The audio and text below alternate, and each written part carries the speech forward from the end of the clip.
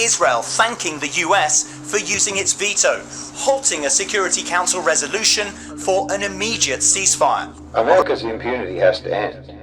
It's gone on for way too long, for far too long. The United States has made a complete, malicious mockery of even the concept of international law, of human rights.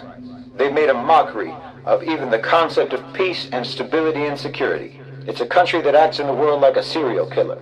Everywhere they go, they leave bodies. Everything they touch, they break. So, I mean, you tell me why the U.S. should be in the United Nations. Why the United Nations is an organization that should have been formed specifically to counter the United States. It's an insult to the whole planet to have America sitting in the UN, much less sitting on the Security Council, the greatest threat to global security, and they dominate the Security Council. It's time, it's past time for the United Nations to invoke Article 6 and expel the U.S. from the United Nations. Well, you and I both know that the United States has never treated the UN as if they're just a member of the UN. The United Nations, as long as the U.S. is in there, is just like a meeting room where all of the countries in the world go to get their orders from the boss.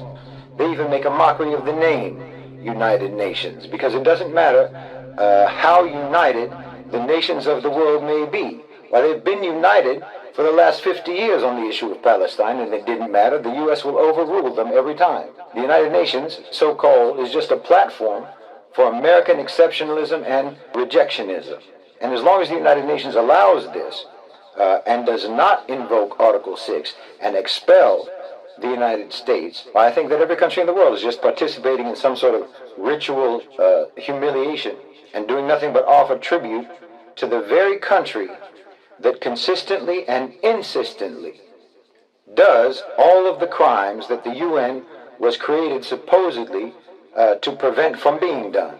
It's like a court where the criminal who's supposed to be on trial sits in the judge's bench. It's as if the victims are in the court being sentenced by the one who victimized them.